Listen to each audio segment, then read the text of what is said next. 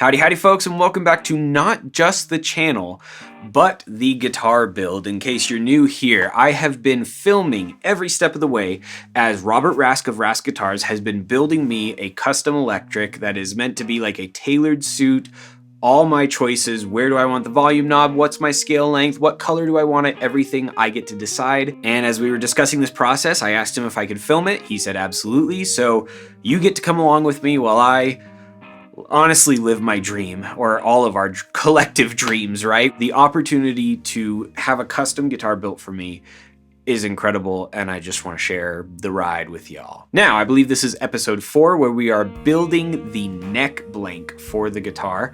There's kind of a lot that goes on in this episode, and honestly, it's probably one of my favorite episodes that I've done so far because there are so many cool, inspired, and fun things that happen. As a general overview of what we see in this episode, we talk about what woods are typical for necks and what we look for in a neck that, you know, when it comes to stability and things like that. The next thing you'll see is us choosing the woods, and honestly, this part was really fun because I told Robert that he could have full artistic license with the neck. I trusted him and I trust his eye, and I know he's been doing this for long enough that I wasn't going to be disappointed no matter what. And not only was I not disappointed, I was blown away. It was so fun to see someone so talented do what they're so good at, you know? Then after that, we wrote some love notes in the glue bindings. And Robert will explain this later in the episode as to why he does this, why it's special, and why I personally love it as well. But ultimately what it comes down to is he writes love notes, special phrases, you know, kind of just tries to imbue the guitar with positivity by writing good things on the wood before he glues it together. So it'll never be seen to anyone other than us who were there when we wrote it, and you guys because I filmed it all. And after we do that, we glue it all together and we have a neck blank. This was super fun, kind of chaotic. We were moving all over the shop and there was so much to film that I must confess I only learned how to use a camera because of this channel, which means I am by no means a videographer. I don't claim to be. So there's a lot of me trying to figure out lighting and, you know, the sensitivity of the lighting, what we call ISO, and a lot of different things where you can actually see me adjusting the camera to the lighting as we go along and the reflections on the different wood. I think I just said lighting way too many times, but we're just gonna roll with it. So bear with me in that. Very sorry. Let me see, anything else? I think that's it. So with that being said, please enjoy episode 4 where we build a neck blank, and I'll see you at the end. Let's talk necks. All right, so I got a bunch of wood out because I want to talk necks. Okay. All right, so let's talk about necks. With my acoustic guitars, I typically use almost exclusively mahogany. Almost. There are other woods that I can use. What I'm looking for with wood when it comes to a neck is I'm looking for the strength or stiffness and stability to weight ratio. You know? Like I need it to be super stable, but I also need it to retain stiffness and things like that. We're going to have a lot of tension pulling on the strings, from the strings. Right. And we don't want to move that thing more than necessary, right? Makes sense to me. So when I do an electric guitar, if I know it's going to be paint grade, I use paint grade maple. Sweet. And I'll laminate the neck because 2 reasons. One, I can take flat sawn wood, cut it into squares, turn it on a quarter turn, and then turn something that was flat sawn into something quarter sawn. Cool. So you can kind of see that. What does quarter sawn do for those that don't know? Stability. Stability, okay. Yes, because when wood shrinks and moves, if it's quarter sawn, it's going to equally move across all directions. Okay. Whereas if it's flat sawn, it's going to cup or bow, and that's Gotcha. where you're going to get some more movement that you don't want to deal with, if that makes sense. Yeah, totally. So it has to do with being stable and drying the wood properly. But a lot of it also has to do with the way it's cut. Cool. Okay. Awesome. So yeah. Anyway, paint grade. Then I'm going to use maple and I'm going to quarter sawn it. The glue joints will actually give me more stability. Sure. It'll actually kind of lock everything into place. That's awesome. So here's an example of one where it's very quarter sawn. And I just took flat sawn wood, cut it into squares, and turned it on edge. And now we have the equivalent of a quarter sawn neck. Nice. And the 2 glue joints in there give me some added stability. Yeah, that's awesome. Right? So that would be a paint grade neck. If I'm going to do more clear and I want to do wood grain and stuff like that, then a lot of times, even for an acoustic, I'll go back to mahogany. Gotcha. So this right here, there's a quarter sawn. You can see the grain kind of like almost perfectly. It's leaning to one side just a tiny bit. Yeah. But that's an almost quarter sawn Cool. neck blank. This, I want you to feel how lightweight that is. It's That's very, super very light. Holy cow. Right? I don't think I was expecting that. Every species has some variance, right? This is a particularly light piece of African mahogany. Cool. Kaya is Yeah. another name for it. So this is a phenomenal neck blank. In an electric guitar, if I'm going to go clear, I do use this a lot. Cool. But it's got open pores like any mahogany does, which means you're going to have to add a step of pore filling Okay. to make this, to finish it. Yeah. Which is fine. Okay. Maple, there's no pore filling. That's why I like to use it for paint grade. Oh, yeah, okay. You're right. You can Yep. just primer it, paint it, and Cool. you're good to go. Another one that I just picked up, and I thought, ooh, this might be really cool. This is that same, Yeah.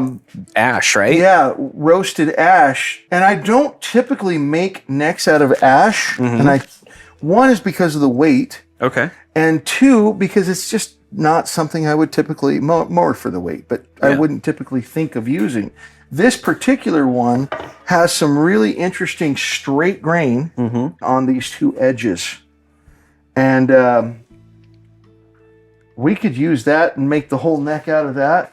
Or we could do something that I've done in the past where we can do maple. If I'm going to do maple but do a clear coat and want the wood to look through, then I'll typically use like curly maple or bird's eye maple. Yeah. And I'll pull some of that out. I got plenty of it. But you can also take and do a few pieces of maple with maybe some stripes of this ash. You can do whatever you want to do. It's another canvas.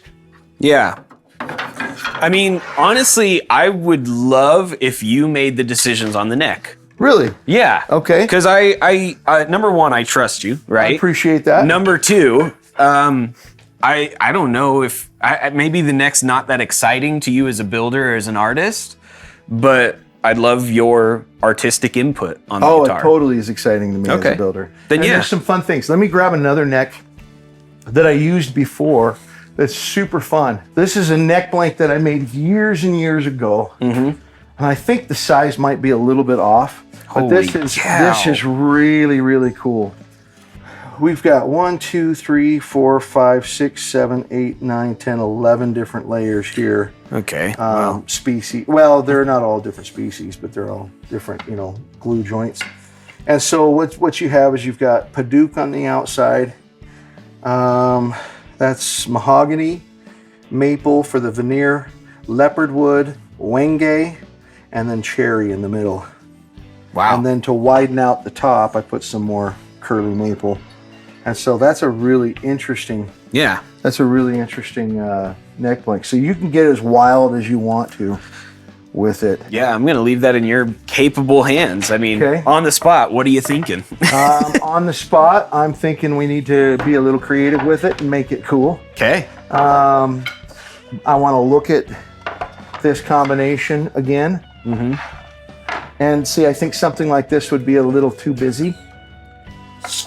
Yeah. I think that it would just be a little too busy, but I wouldn't mind doing something that's a little dialed back version of that. If that makes sense. Yeah. Had we decided on like colors of pick guard or anything like that? We have not decided pick guard. Because all of that plays into some of these plays decisions. into the look. If I'm going to do red on the pick guard, then maybe we put some red in the neck, which not necessarily where I want to go, but that kind of right. I understand. Yeah, some of the we had talked about potentially doing kind of a more brown than a red tortoiseshell is what we were hoping to find. I remember that. But we also looked at some white as an option, right? We did talk about the top being a more amber color. Yep. And so we had kind of shown some, we were like, we'll figure it out later. I'd also noticed that you've got this dip here And that looks like, it reminds me of like a Western jacket. Yeah. And so I was like, totally. how could we play into that? That's kind of cool. So honestly, I guess what I'm saying is I'm open to kind of anything. I don't know if we design the whole guitar around the pick guard now that it's our, like, what do we do? Now that you said Western, I have to show you a piece of wood that I have. Yes, please. That's really, really cool. And it doesn't get any more Western than this right here.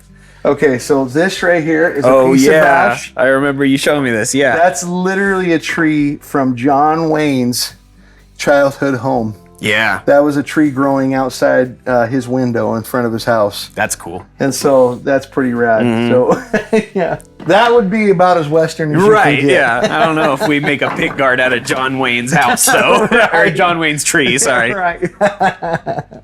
for the right person. Yeah, 100%. I've even thought, like, what if there was a way to, like, fashion a pick guard out of leather? And then I was like, it would show all the scratches.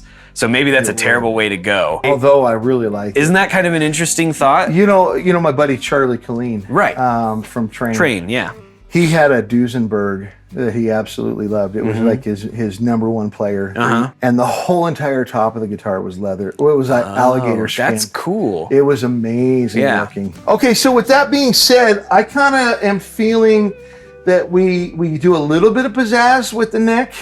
Maybe a little bit of curly or quilted maple or something along those lines, with a little bit of something, but not overdoing it. Let's keep it a little understated. Yeah. That's what I'm feeling. So let's look at some curly maple. If we have to, we can get another bigger board down. We can cut it down, but I think we can get what we need out of it. Yeah. I'm thinking this curly maple is really cool. Let me see what I have. That's got some nice curl in it. You can kind of see that moving. Yeah. That is really cool. So that's cool. That one's boring as heck. Okay. That's boring as heck. Okay. I like it. I'm digging this, but you know what I'm thinking? Maybe we reverse this a little bit. Maybe we use more of the Ooh, that's interesting. the ash on the outside with this in the middle, and then maybe even one thin stripe of that. So rip this maple down the middle. Yeah. I'm digging that. So we go 2 thick pieces. Let me see, I might have another thick piece. There's a lot more curly maple too that I just found. This stuff's might be a little bit higher quality curly maple. I was showing the first parts of the first video to some family, and I was like, I don't think this video properly conveys how much wood is in this shop. It's tucked away in so many little corners and places. Yeah, look at how really special this curly maple is right here. That is killer. This is actually, those are a match right there. And you that's cool, yeah. You could do something like this, or even, this is not necessarily a piece we'd use, but you could do something like that, and then it'd be more white on the outside. But I'm feeling like reversing it. I love it. Like I said, it's your world. I'm living in it, baby. Okay, buddy. I love this. This is a great, I got so much stuff I've got out. Okay. So there's this one as a pair together too. That one's got a little bit more of the silver in the maple, which is fine. This one's a little more white. That's got a little bit of the silver too. These are kind of a pair, so I want to keep them together. So let's push this aside. Okay. This is some really cool bird's eye maple. I actually love bird's eye necks. I think Do that ya? I've always, okay, when I worked at a guitar shop, I remember they would always bring in the bird's eye maple neck custom fenders. And so in my mind, I associated bird's eye maple with the fancy custom fenders, you know? That's really cool. I'm not saying we have to. I'm just saying, like, oh, that's what I think of is like, ooh, this is fancy. Okay, hold on, hold on. Now you got my mind even thinking more then, because we want you to feel like you have a fancy guitar. Do we though, man? I'm not a fancy person. Now I'm kind of just playing a little bit. I'm kind of liking the direction this is going, but I'm gonna put more brown in. I want brown on the edges. Okay.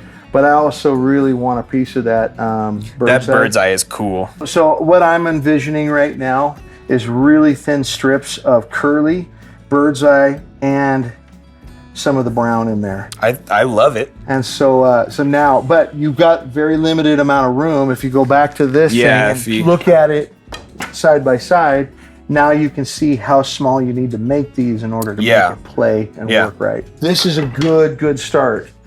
I want a thickness, and I might have to draw this out on my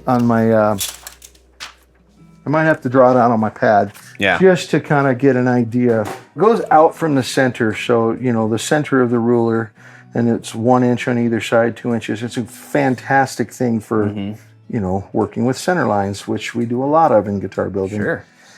Okay, I'm also going to grab my other glasses so I can zoom in a bit. I like it. Here, wait, let me zoom in on. There we go. Coke bottles. We're both zooming. All right. All right. Your Coke bottle lenses. I love it. Oh, man. Okay, so let me grab that neck right here for a second. And this is a good, you want probably, 2 1/4-ish. Cool. Is what we're looking at for kind of my blank. So 1 1/8 on each side. Okay, I would like a decent stripe of bird's eye in the middle so that it's visible. I'm gonna say, do I want a half or do I want to go a little smaller than that? That might be a little too wide. Let's go to just inside of the half. That's gonna be 3/8 of an inch. I like that for a center stripe. Okay. Cool. From there, the narrow part of my neck is about 1.67. Okay. Which, if I'm on here, okay, that's the narrowest part of the neck. So I want that to be brown all the way up the neck. I don't want to run out of brown. Does that make sense? Yes. If I'm going to use that ash on the outside, as the neck tapers up, I don't want it to taper into the other layers. Okay. So everything has to stay within, well within, kind of this range, the 1.67. And so I'm going to say we want it well within. This is where the edge of the neck would be. I'm just going to make a tiny little mark for that. That's my safety, or that's the edge. So this is kind of the outside. So from here to here, that's my brown ash. Oh, that's cool. Okay. And then from here to here, I am not good at drawing straight lines. I can't draw a stick figure to save my life, but I can make beautiful guitars. That's all that matters. Okay, so I'll put little dots in here, because this is my bird's eye. Okay. I do want something to break up the bird's eye. Ooh, I want 2 really thin stripes of the brown ash again, and then this would be my curly maple. Wow. That's what we're gonna do for yours. I love it. That's gonna be like cool I as said. heck. I wanted you to make the decision because you're an artiste. I love this. An artist who can't draw a stick figure. Can you draw a stick figure within one of the glue bindings of my guitar just so we have that in there? I can absolutely do that. I can. It'll be the ugliest stick figure that's great. you've ever seen. In fact, you could say I'm going to draw a cow, and it would still look like an ugly stick figure. But no, I think that's awesome. Okay, I love this direction. I want to find another piece of maple for curly. I guess it's this one. This one is it. Look, it's got some good curl to it as well. It does, yeah. That's really got some beautiful chatoyance. So that some works beautiful well. what? Chatoyance. Come again? Beautiful. These chatoyance. 2 actually they just need to be sanded down. Those are perfect for my inner liners right there. And this can all get put away. And then I do need to cut me 2 pieces of this so I have some whiter. And they need to be roughly 0.54, 5/8 of an inch roughly. I don't mind doing them a little bit wider. Yeah, because That I works think for me. I will say this. I think I'm leaning towards a slimmer neck. I Yeah. don't know if that matters to you in this process. It does, but that's fine. Okay. I'm well within. Okay, cool. Yeah. I have no idea what I'm doing. Okay, so I'm gonna joint one edge of this and then we'll Sweet. rip it.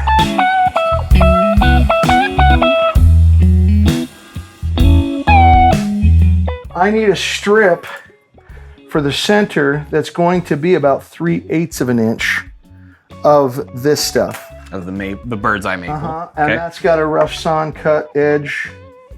That looks like it was jointed. I'm trying to get the shadows. That edge is jointed.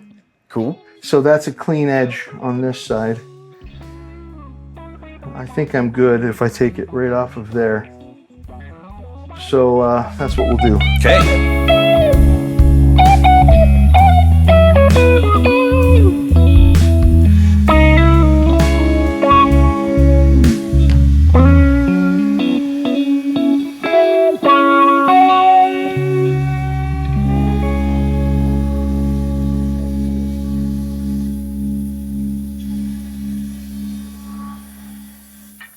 All right, there's our piece. Cool. So that's awesome. My curly maple needs to be roughly a 1/2 inch. It's a little under, but we'll make this one a little wider.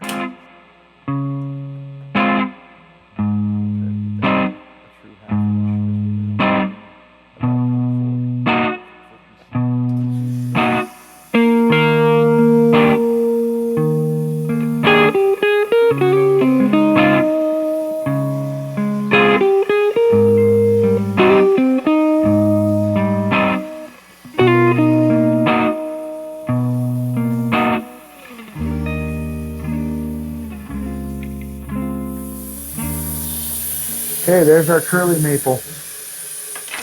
Okay, so we need a good, another 5/8, but we'll go to 3/4 because this one doesn't matter if it's really wide. These are the outside that just gives us more to work with. Cool.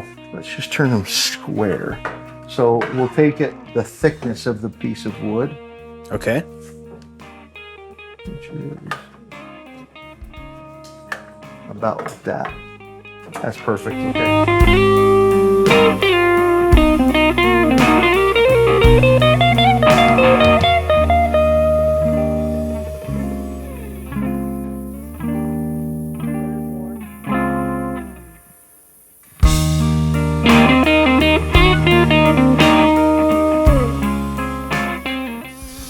Oh, and I love that smell Oh, of that roasted. smell It smells is like back. barbecue in here now.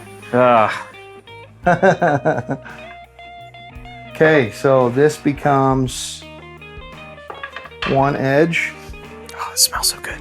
and that becomes the other edge. This is kind of, now we got to sand them down Right. and make them all fit. But that's that's cool, what man. I'm thinking of for your neck. That's rad. And it'll come together a little bit once I sand them down Sure. and take some of the thickness off. I'm a big fan. So yeah, okay.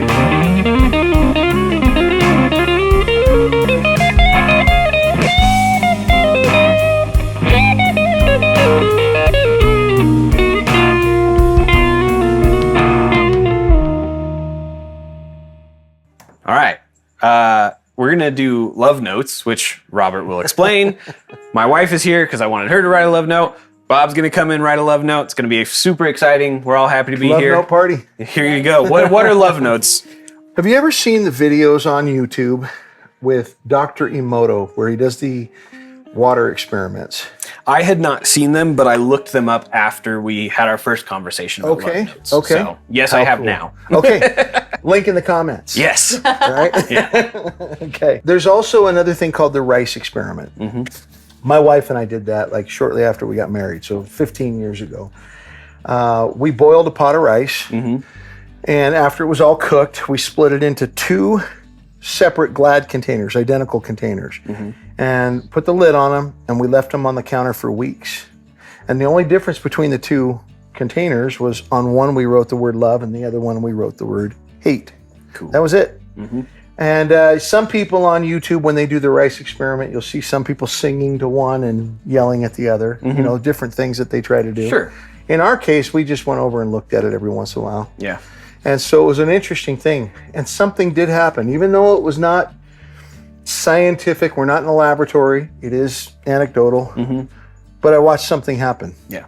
Several weeks into it, I lifted the lid off of the hate rice, and the mold had grown like hair up under the lid. It was completely black, green, brown, smelled rancid. It was really completely nasty. Cool. There was no visible white unless you moved it with a fork. Okay. Then I grabbed the love rice and I pulled the lid off of that, and there was one spot in between the size of a quarter and a 50-cent piece that was a tan brown color, and the rest was a dingy white. Cool. Okay, so why? How did that happen? Right. I do not understand the mysteries of the universe, okay? Sure. But what my best hypothesis, my best guess at this is, I personally believe that all matter is made up of some form of organized intelligence. Cool. As a result, it can respond. That means it's alive. Like, even though it was cooked, or this tree that was alive once has been cut down, I believe that the matter itself has a different level of intelligence, okay? Yeah. And I think all things are made up of that. And as a result, the intelligence that make up this material can respond to the energy that we surround those words with. Yeah. Okay? And that's why I think it had a different reaction. Yeah. Okay? It clearly reacted. If it can work with a cooked rice, or with cooked rice, why not with a piece of wood? Yeah. Right? So ever since I kind of had this little epiphany and thought, well, if that's the case, why not wood?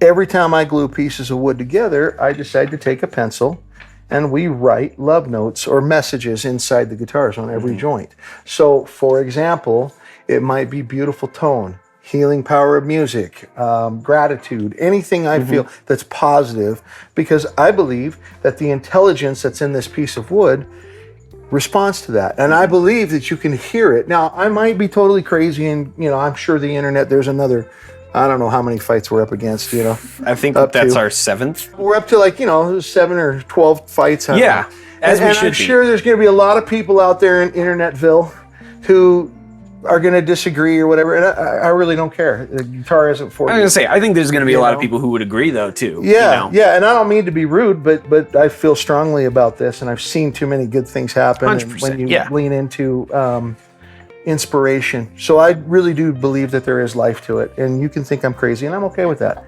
It's not for you; it's for the people who do agree with this, right? Crazy people make a difference. So yeah. So anyway, that's what we do. I love it. So that's why you brought your wife in. Yes. So Elise is here to write some love notes, which I love even more because, and I started doing this recently after kind of a trip to the Polynesian Cultural Center in Hawaii, and I learned more about the Maori culture and how everything they do, their buildings, the trusses and the pillars are all ornately carved to represent different ancestors and family members. Oh, that's cool. And so I started doing more of this where I would have family members writing the love notes in your guitar.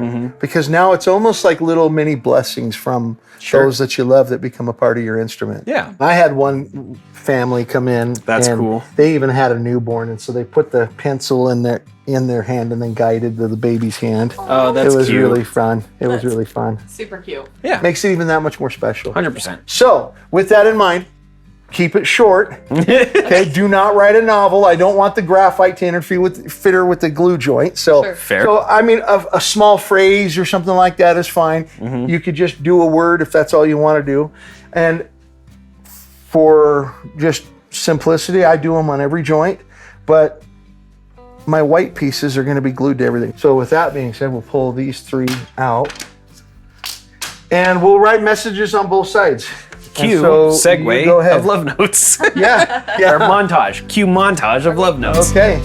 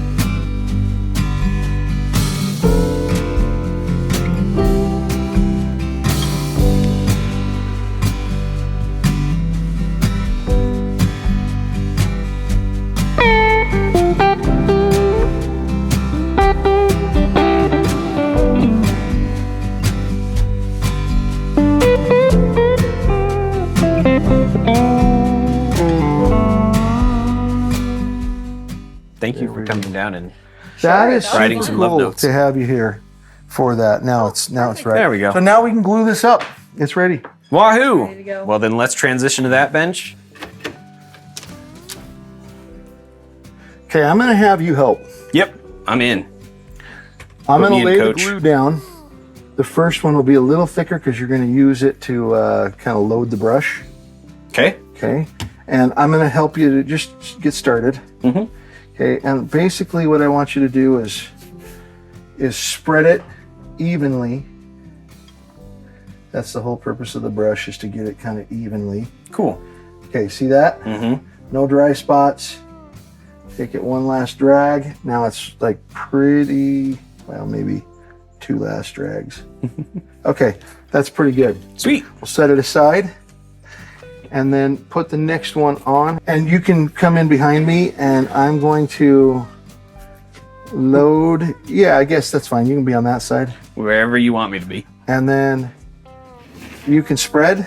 Okay.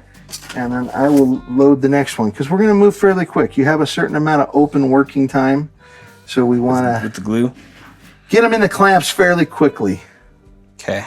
I'd say there's a little dry here and Yep. here. It was easier on the And dark right wood. Yes, it is easier to see it on the ash for sure.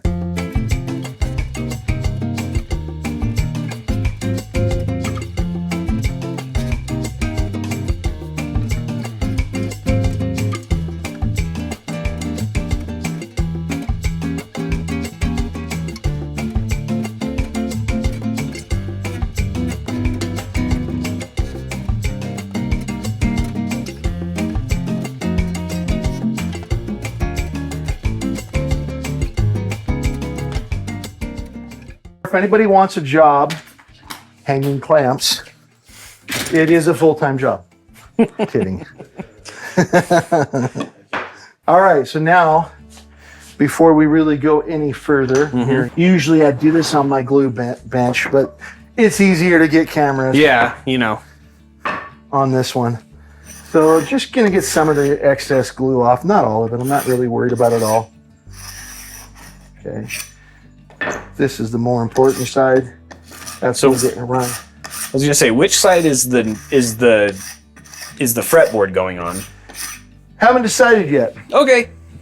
We gotta lay it out. I know we have that one area that we're gonna make the headstock Mm-hmm. right over here. Yeah. So I just have to kind of like look at it and figure out where it all lines up. Makes sense. Let's go plane the bottom, or use the joiner on the bottom of that, and then we'll resaw it so that it's like parallel. Cool. So let's run over here for just a second. Whee!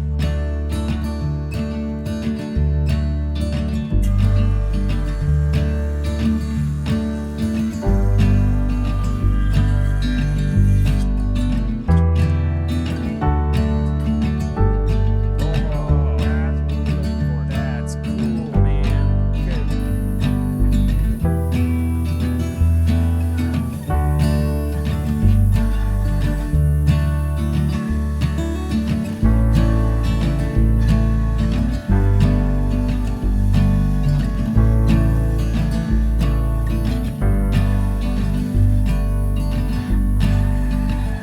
That is That killer. is a cool neck. I love that. Let's sand it down on both sides. Okay. Okay, so you kind of get that little bit of chatoyance there. And I'll look at the other side a little better. There we go. There's more, closer to what it'll look like under finish. Oh my gosh, that's so cool. That's a pretty rad neck. That is a cool neck. And on the next episode of Mac Builds a Guitar, we'll cut the scarf joint into it Cool. and put the heel block on and turn this into a completed neck blank. So See you next time. fantastic. Okay, that's killer, dude.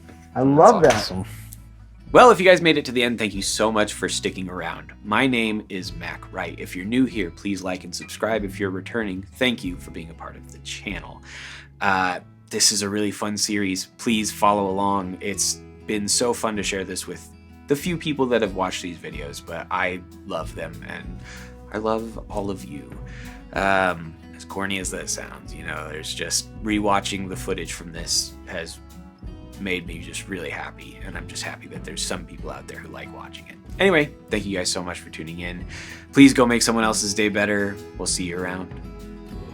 The job position of clamp putter awayer pays about $350,000 a month, and but I'm looking for just the right candidate, and they have to be really special. Real talent. I mean, real talent. It's got to be so. I mean, you got to be at least 30 years of experience putting clamps away, full time, With a degree. with a degree in clamp putting away.